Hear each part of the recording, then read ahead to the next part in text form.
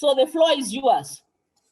All right, thank you very much, Professor. It's a great privilege, by the way, to be here. This conversation came up when, like I said, recently, Prof and I had lunch, and she told me about the ladies that she has a meeting with every once in a while at the university, and asked me, can I come and, you know, just share some wisdom? And I thought that was so good. And even though we have to do this virtually with all that is going on with COVID, I think it's always a great thing when ladies interact with one another. Whenever I'm asked, and the prof is saying we're having all these technological hiccups, but I'm still enthusiastic to do this because I love to speak to women. I love to speak to women. I was just telling my daughter before we started this, that if this was pre-COVID, I would have driven to Embu to do this, because we never used to do meetings online as much as we are doing them now. And I would have gladly driven the distance to come and speak to a group of ladies, because ladies are teachable. Ladies are teachable. Now, in my business, I do not target men at all. I do get a few men on my campus. I do get a few men come on to learn from me, to sign up for my training programs. But honestly, they are not my target market because they are so unteachable. And I don't say this to put them down in any way, but ladies tend to be very teachable, one, and two, I don't know if ladies, you've realized that, but really the world rests on our shoulders. The world seriously rests on our shoulders. So if I can pour into a woman, if I can lift up another woman, I am glad to do that. And especially because of what I have been through recently, which I'm going to be sharing as we're going along, I'm happy to hold out my hand to another person, because everything you are, everywhere you are, and Prof was referring to one of my videos, and it's interesting that my next video, which you should be able to see in the next week or so, is entitled God's Currency is Not Cash. God's currency is people.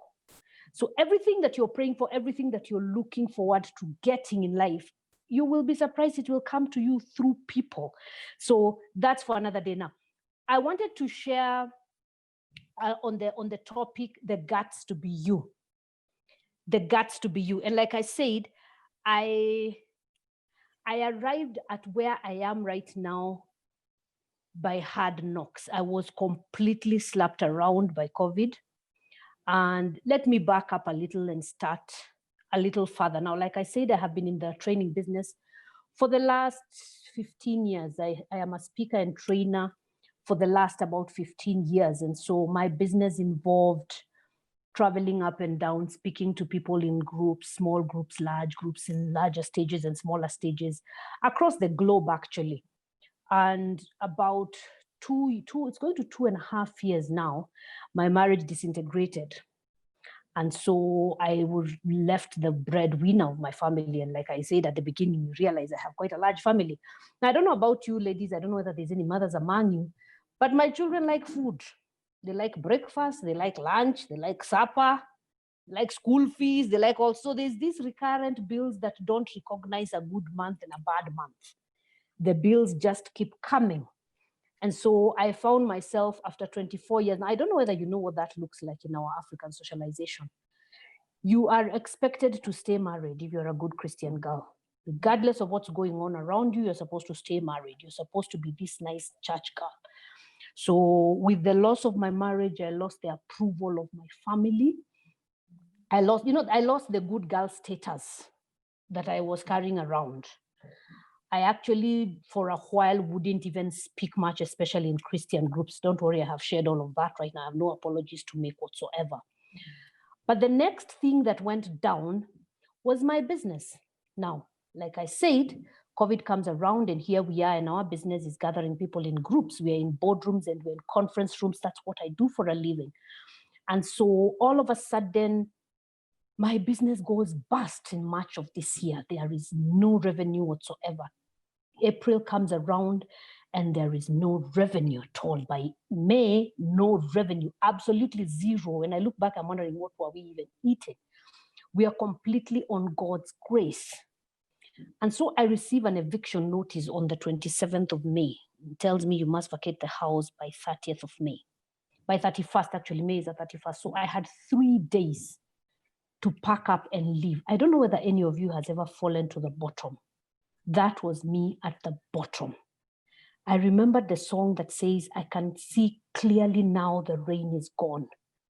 there are things that will happen to you that will make you look at life completely differently. And that is what I want to share with you this evening. I want us to talk about those things you will learn when you're at the bottom, when you sit down and think clearly. Because I had to remove every excuse, I have to remove every crutch that I was leaning on was removed. And so I found myself very exposed. And when I came to think about it, and remember we're in lockdown and we are not moving, so we do have a lot of time to think. And I came to realize that we have been fed a lot of lies. We have been fed a lot of lies in our culture, in our socialization. And the first thing that came to my mind was that we have been taught that as women, we are inferior. We have been taught that we're supposed to be a little shorter, a little slower, a little dimmer, a little foolisher, if there's a word like that, than the other gender. And I came to realize that, hey, listen, that's a lie. That's absolutely a lie. Another thing that we have been taught is that money is ungodly. So that then, if your operations are the pursuit of excellence as far as finance is concerned, that is looked upon as a little ungodly, so that I wouldn't focus as much effort as I should on getting my finances in order. Because here I am, I'm a brilliant girl, I'm a gifted person, I'm a hardworking person, but I have not set up myself correctly in the area of finances, based on the fact that we were raised not to think that money is quote unquote such a godly thing, you know. Now, the third lie I want to, and I realize I'm speaking to academics, but another lie that we have been taught is that the answer lies, the solution lies in our excellence in academics, because I'm the kind of student who passed my exams. I'm the kind of person who graduated with honors. And here I was flat on the ground. So clearly something a little more than academics needed to be engaged. So those are the three lies that I had to confront for me to find my solution. Now, the most important question you ever have to ask and answer is, who are you? I found myself at a place where I had to ask myself, who am I? Who am I? If I removed all my titles, if I removed all my platforms that I stand on, if I removed all the covers that are around me, everything that is associated to me, if all of that was removed, who would I be? Those are the questions I had to ask myself. What am I here to do? Now, in order to identify who you are, you might ask yourself questions such as, what do I like? Now, as African women, we very rarely ask ourselves some of these questions. What do I like? Because we are so focused on being everything to everybody that we hardly ask ourselves, what do we like? Another thing you want to ask yourself would be, what have I received compliments for? Possibly people have told you, and that might be within your job or outside of your job. You might have someone compliment the way you dress. You might have someone compliment your flower arrangements, the decor in your home, the way you raise your children.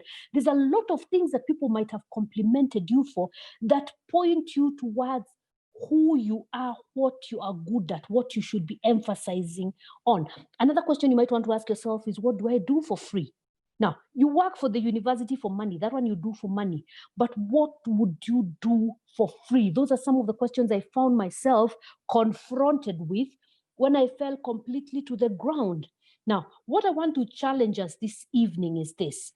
I want you to dare to embrace you. I want you to dare to like what you like. I want you to dare to unlearn and to relearn and to be teachable.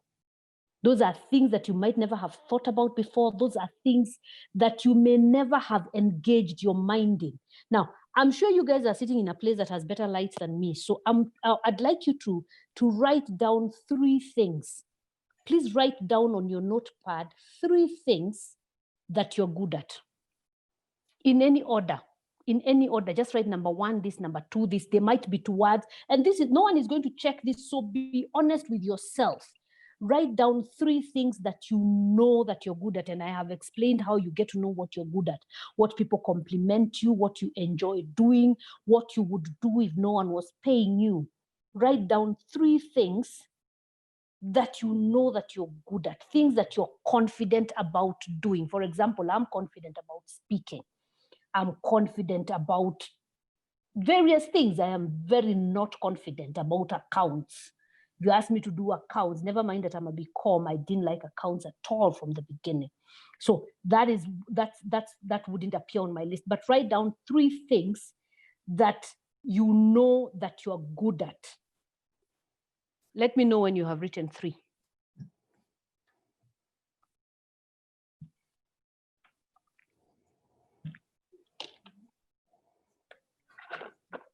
The first things that, don't overthink it, the first things that come to your mind might be the right ones. So write down 3 things that you're good at. Now, I want you to go back to your list of 3, and now I want you to number them in order of 1, 2, and 3, so that you put number 1 on the one you know you're excellent at. I am very good at this. Then there will be number 2, the one you're not too bad, but average, but it's not the one that you're excellent at. And then number 3 might be something that you're good.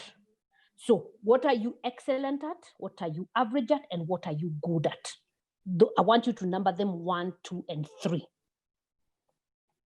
I'm sure you have done that by now. This is very personal. No one is going to look at this. This is just you trying to establish who you are. Now, I want us to ask ourselves a question here. In number 1, 2, or 3, which one would you invest time and money in?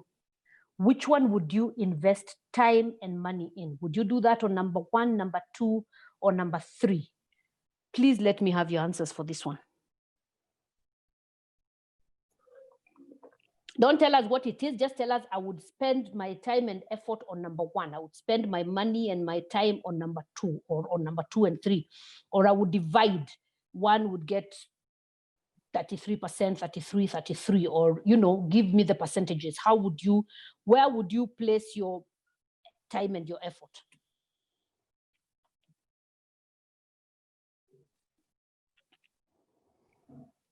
Anyone want to share?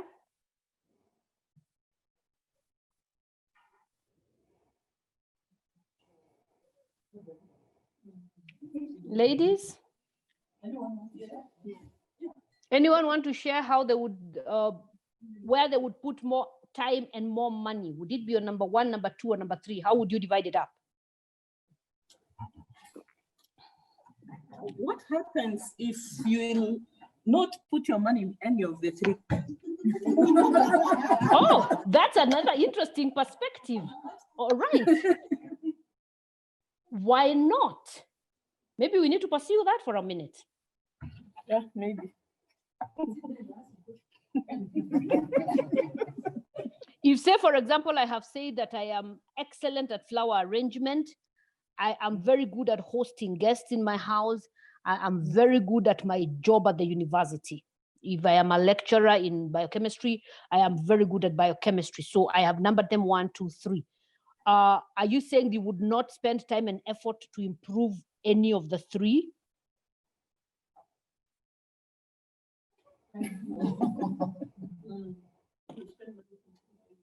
Share with me. There are no wrong answers here. We're just looking through this. Yeah, there are circumstances in which you are good in things that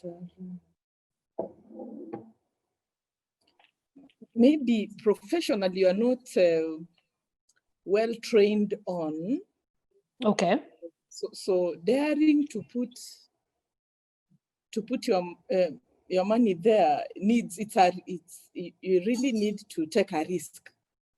Oh wow! I couldn't have asked for a better answer. I answer. don't mean that it is, but out of curiosity. I'm just asking, because you can be good at flower arrangement. Mm-hmm. But I think maybe you can invest for further capacity building or further training, because I'm imagining somebody in somebody who is a teacher in arts, for instance, but you are good at baking cakes. Okay. And you spend all your free time baking cakes. Yes. Because I have a friend who's good at baking cakes, but has invested on a garage, because the garage earns more money. So. Okay, wow. This is very interesting. I like your friend. Your friend is good at baking cakes, huh? Yes, really good. So when you give her orders, she tells you, yes, I'm so good, I can do, but I rather spend time on the garage. Because I like that example. I like that example a lot. Let me in addressing that, let me pose another question. On average, off the top of your mind, and don't take out calculators, on average, the life expectancy around the world is about 75 years. Just off the top of your head, how many days do you think are in 75 years? Don't calculate, just say the number that comes to your head. In other words, about how many days do you think you're going to be on Earth? 210,000. How many? 21,000. No, that is somebody who is calculating. That's a calculator. I'm a mathematician. That is someone who is giving an exact amount, like you're actually doing the calculation. But would you agree with me that if I asked you how many days do you expect to be on Earth, you would think about something like 100,000, true or false? When I was first asked this question, I said, well, maybe about 100,000. And I was very surprised that it's only 27,000 days. Now, I don't know about you ladies, but I'm 50. And so I have already done 2/3 of that. That changes your perspective on life, doesn't it? It completely changes your perspective on life. So if the thing you like to do and if the thing you are good at is baking cakes, do you think you're going to be on Earth for long enough to be in garages when what makes your heart sing is to bake cakes? You can see where I'm going with this? Yes. Because you want to ask yourself, what was I put here to do? Look at the 3 things you wrote down. Because there's a very good reason why God would invest in you what he invested in you. If he has given you this gift of singing, you have an obligation to sing. The trap, remember I started by saying we have been fed lies. Now, these lies have been fed to us in our hard disk. They've been repeated since we were in our mother's wombs, so that we have come to believe them. We have come to believe that we must exchange time for money. We have come to believe that we must spend our whole day working to pay the bills. Those are some of the mistakes. Those are some of the lies that we have been told. We're supposed to set up a system that pays our bills so that we free ourselves to do the things that we enjoy doing, because we are only going to be around for 27,000 days. We do not have the luxury to be in a garage. Can you see how opposite these things are? This person likes things that smell nice, pastries, bakery, but she spends her life wearing overalls in greasy garage.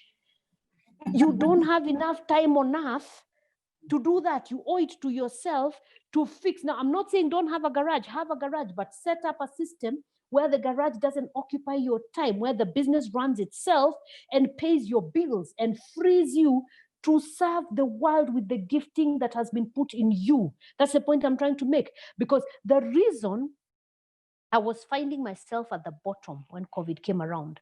Now, it might be a good idea to ask myself, and when I'm speaking to business people, I always ask them this. Your business has suffered during COVID? Yes. I can answer yes to that myself. Is there somebody in your line of work who is thriving through COVID? And the answer is always yes. In other words, there is a knowledge gap. There is something I don't know, that the knowing of which would set me financially free. Go back to the lies I told you we have been fed. We have been fed that there is something wrong with making a lot of money. We should make money and get money out of the way so that then we can continue to live life. We're not supposed to give our entire, the only finite thing we have on earth is time. There is infinite knowledge, there's infinite money, there's infinite things that you can do, but the one thing that is finite is time. So we want to ask ourselves, how are we spending our time? You cannot spend your entire life exchanging that for money, because what happens is you end up resenting the things you're doing. Now, whenever I speak to people who are employed, and I realize your boss is in the room, whenever I speak to people who are employed, and you say, raise your hand if you hate your job, if this is the last place you want to come, A lot of people, if they're being honest, will raise their hands. A research was done that proved that there are more heart attacks that kill people the world over on a Monday morning. On a Monday morning. I'm so tired. No idea. We are so tired, all of us. You have no idea. We all wish we could be somewhere else. You are in the garage when you want to be baking cakes, ladies. You are in the garage, and granted, the garage is paying your bills. That is not in dispute. The garage is paying your bills. But are you supposed to exchange your life to pay your bills? Those are the hard questions I had to ask myself when I found myself at the bottom, because I don't have enough time to be in the garage. I discovered that I was in the garage. Now, what came to my rescue? Now, there's a speaker who says this: whatever the question, the answer is service. Whatever the question. If the question is, I am depressed, I am tired, find people to serve. If the question is, I have done so well, I have this bonus, I've made $1 million, find people to serve. So whether you are at the top, whether you are depressed, whether you are sick, whether there is someone doing worse than you, find someone to serve. I had to take my eyes off my bills. I had to take my eyes off my own survival and my little cocoon in my world, and find a way to serve. How can I serve in a significant way? If you can find an answer to that question, how can you serve mankind in a significant way? Now, a good measure of how well you're serving mankind is the money you take home at the end of the month. Now, one of my teachers told me this, and this is a teacher we have in common with Professor. He taught us that your bills are not supposed to take more than 10% of your inflows per month. Now, you do your own accounts and tell me what percentage, because in my case, my bills were taking 100%. Because like Rich Dad likes to say, most people are 3 months removed from financial ruin. I proved to be 3 months removed, because 3 months of no cash flow and I was out. Now, that means that my bills were taking 100% of what I was bringing in. Your bills are not supposed to take more than 10%. So we do need financial education. We do need to put ourselves at the place where we have the choice to work. We have the choice to work. For me, I think the most blissful thing that has happened to me is I'm doing what I do because I love to do it. I'm not doing this because it pays me. I am doing this because I am serving. So whatever the question, this is not original to me, but whatever the question, the answer is service. Find more people to serve. If you find yourself not making enough, find more people to serve. Unfortunately, for most employed people, the only person who knows what you're good at is your current employer. Maybe that's the problem. The whole world you should be growing the number of people that you're serving, so that then you're not just serving your employer, because that minimizes the number. And remember, we said the measure of how well I'm serving is the money I'm taking home. If I'm only being paid by one person, that will tell me, on average, how much will be found in my bank account. So I found a way to position, package, and promote myself as an expert in my field. And I thought that is just something that became for me a godsend completely. So before I can open the floor to any questions that you might have, I thought I'd share that with you, so that then you know that whatever the situation you find yourself in, the answer is service, because we were put here to serve. We were put here to serve. Whoever you are, fat or thin, tall or short, all of us were put here to serve. Now we have different areas where we can serve, and God has gifted us all with different gifts. Now, for those of us who are in Africa but are able to be speaking on the internet, for those of us who are at a university in the positions that we hold, we have an obligation to serve even more. Because we belong, I don't know whether ladies you realize this, but you belong in the top 5% of Kenyans. So you have such a big obligation. Now, you happen to be a woman, like I said from the beginning, especially in Africa, the world is resting on our shoulders. The world is definitely resting on our shoulders. It is upon us to carry our sisters, to carry our families, to carry the rest. Because I don't know I don't know you guys personally, but the majority of women that I hang around with are the sole breadwinners in their family. That's becoming almost a trend. So that then if we don't come through for our families, if we don't become the right role models for our children, then who will?